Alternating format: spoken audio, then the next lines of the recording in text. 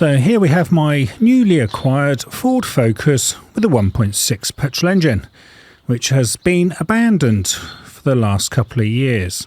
So I bought this in January 2023 for £250, and there was also a £50 collection fee, which was very reasonable from a local garage. And it's got just over 117,000 miles on it, and its last MOT was March 2019, where it had done 115,000 miles. So the MOT obviously expired in March 2020.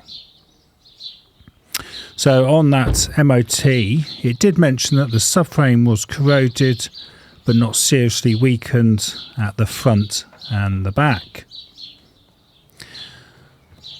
So we've got a bit of a dent there. I know how that happens. I won't name names on that.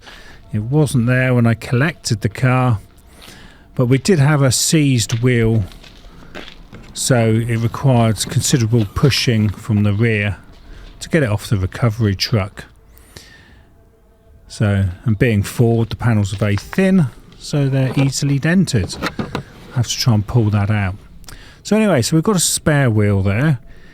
Now what we didn't have was the locking wheel nut key, which was a bit of a panic. But thankfully the previous owner, after giving her a call, she did find the key, which was great, because obviously I needed to get the wheels off, especially with that front offside, which was not going to rotate at all. Like I say, that was actually on the back of a recovery truck, and I had to use my car with a tow rope to pull it off, and it still stayed stuck. So we've got a little bit of mess in the back here, and we have got some mould. Seatbelt there doesn't look too pretty. So we have got a bit of a cleaning job, I think, first. I probably should have wore a little mask here, because obviously you don't want to breathe mould in. And there was a little bit of it around the inside of the car. So yeah, I haven't started the car. I did try and start the car when I went to pick it up, but it turned over, but it didn't fire. So this was the wheel that wouldn't turn. So that was totally seized.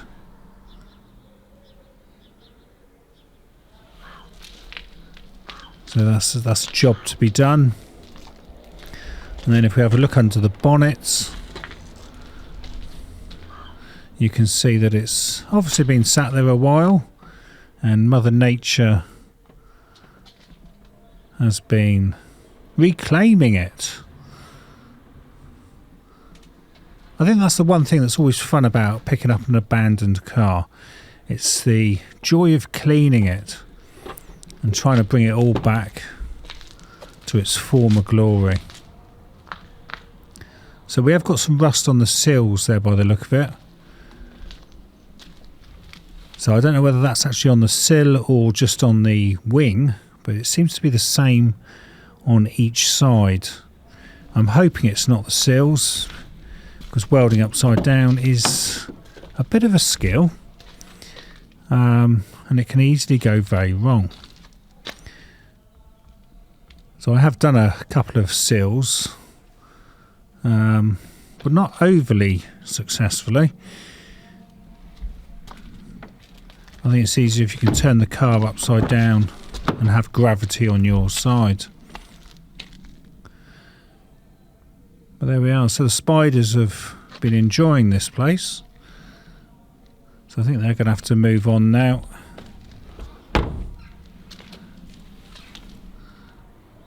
So we've got drums on the back. Be interesting to know what they're like inside. So there we have it. So that's the car as it's just been pulled off the recovery truck. So now to start work. So then, first job is to try and start this engine. So here we go.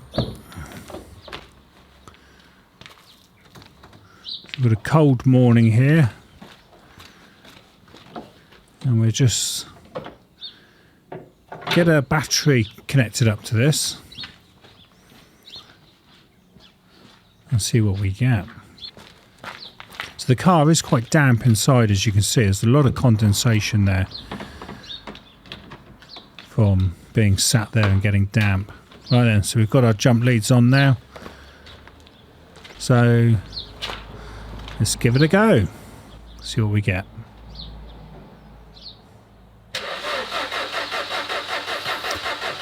So it's turning over okay, which is obviously circulating the oil. But obviously we've got no, it's not actually starting though.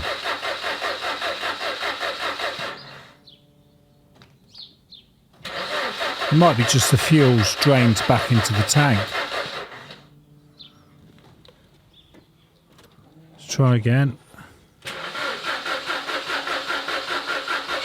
And it goes. Well, fair play to Ford. The engines do start.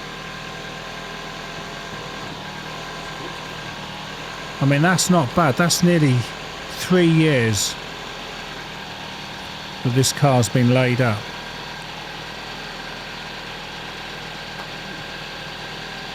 And it doesn't sound too bad at all, that. Right, so we have got a working engine. So hopefully this car will actually become roadworthy and usable.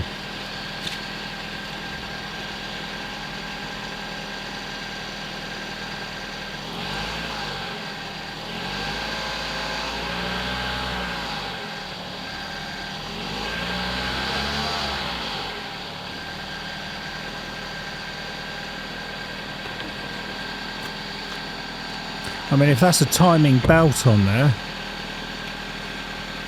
which is rubber, that means it has been sat in the same position for a very long time. Right, so let's see if we can move it.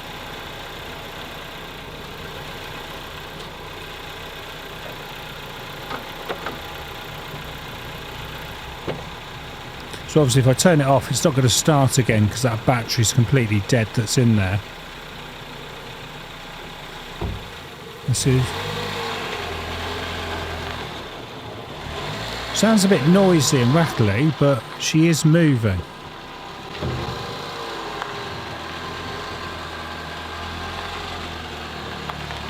And each time I turn the steering on a full lock, I hear a bit of a ping.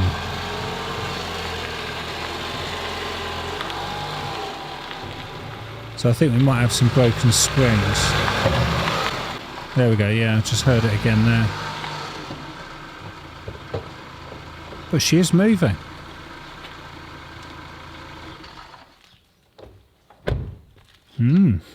So that's not bad news. Okay then, now to clean the outside up a little. So, out comes the Karcher pressure washer. And let's see if we can make this car look a little bit fresher. So I do enjoy this part of the work. Might even go a bit slow motion here, just to watch all that detritus disappear. Got grass there growing in the corner of the windscreen. Let's get rid of the other bit.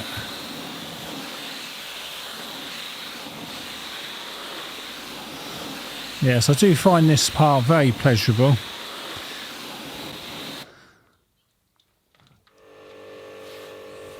For saying that, I'm not actually very good at cleaning cars. I've actually got a local garage that does detailing of cars, and the results are very impressive. So hopefully they won't be watching this, because they'll be cringing all the way through. because their work is pretty top notch. But anyway, it's getting cleaner, and that's the main thing. It's looking better. Right then, I think a battery might be handy at this point.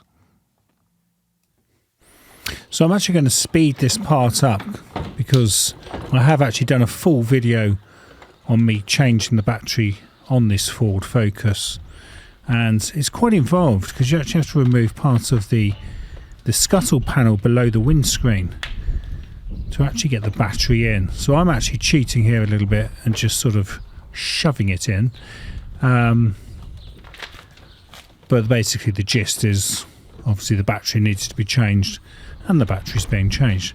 Now as I drive off here, you'll actually hear the ping of the broken springs. So it's just coming up now. There we go. So we've definitely got some broken springs on this car. Right then, so time to tackle the mould. So I don't know if it was actually coincidence or what, but I actually got quite ill after sitting in this car. So what I'm going to do is try using some 10% strength vinegar and spray this around the inside of the car. So this is what I was using. So it's 10% acidity, so I've diluted that down to 50-50. Now, they suggest spraying it around the car and leaving it to sit for an hour. Now, apparently this vinegar will kill some moulds. I don't think it kills all of them, but it will kill some. And apparently it does keep it at bay. So notice the dash panel there is off where the radio was, because I had to find out what the code was to the radio. So I did phone up Ford, but they'd shut down. But thankfully when I actually removed the radio, the code was actually on the top of it written. So that was some good news. So another lucky escape there. So anyway, so we've let the mould sit. We've let the vinegar sit for a while, and we're just clean all that off, and then I'm just going to wipe over the inside. So I was going to give a shout out to these buckets because they are absolutely fantastic buckets.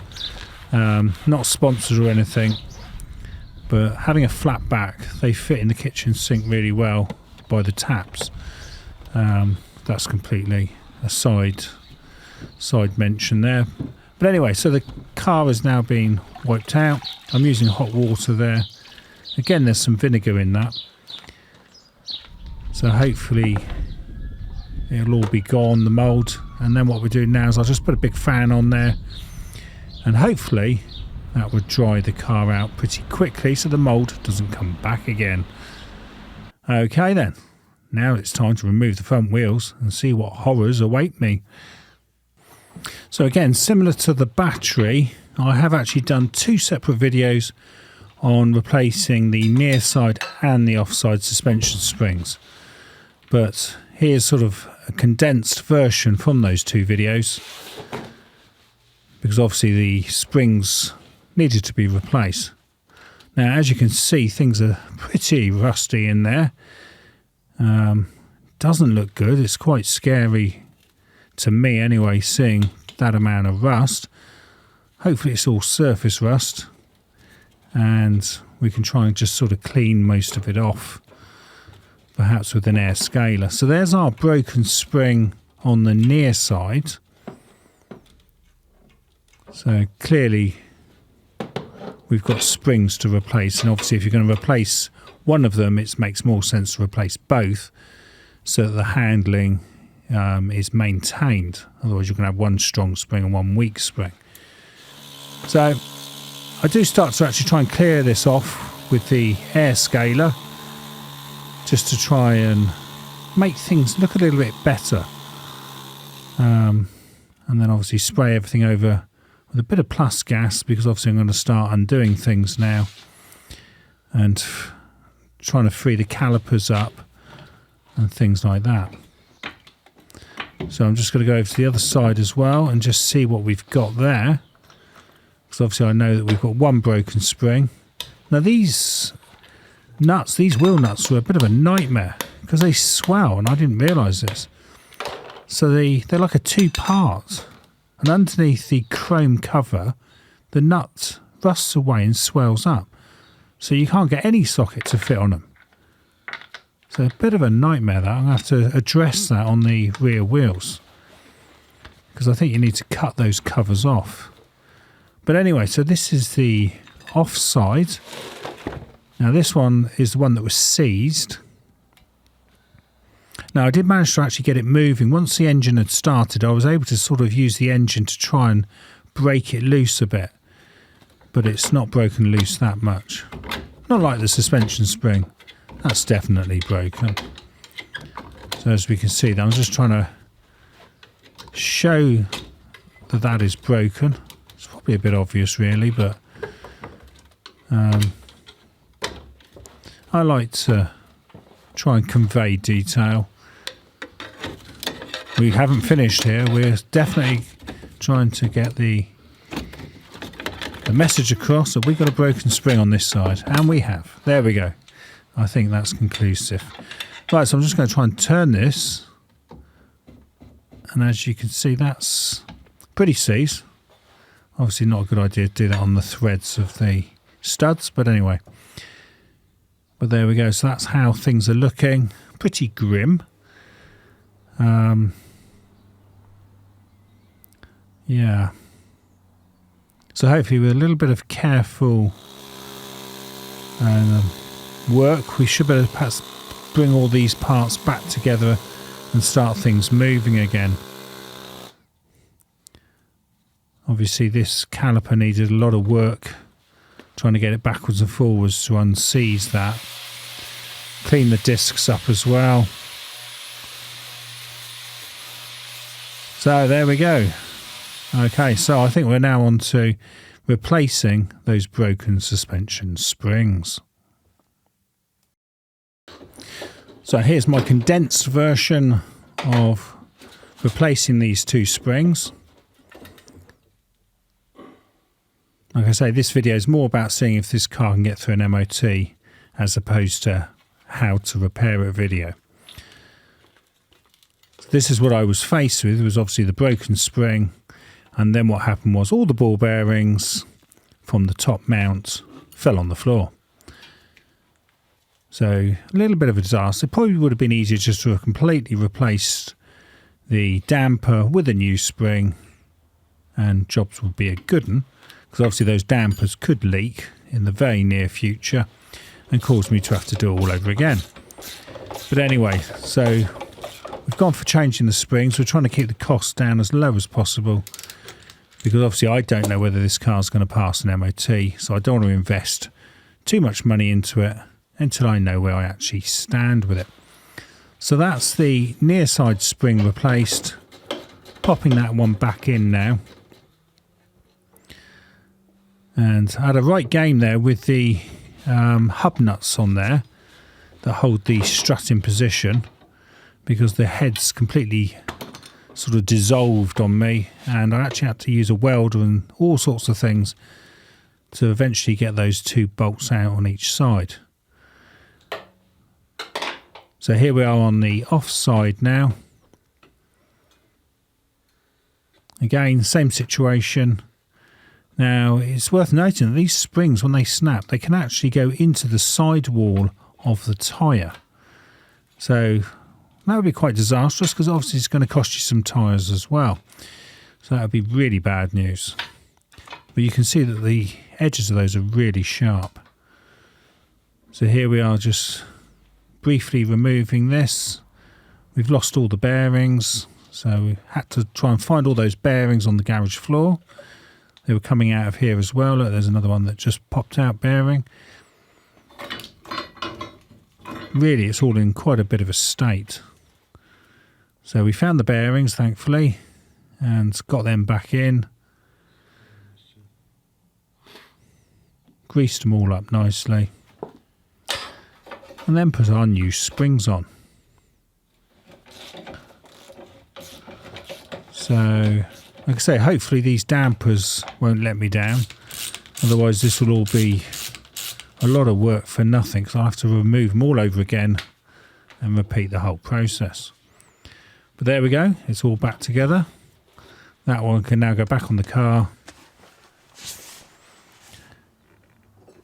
And we're sort of getting there, hopefully, he says. I think my attention will now be turning to the back of the car and seeing what we've got there.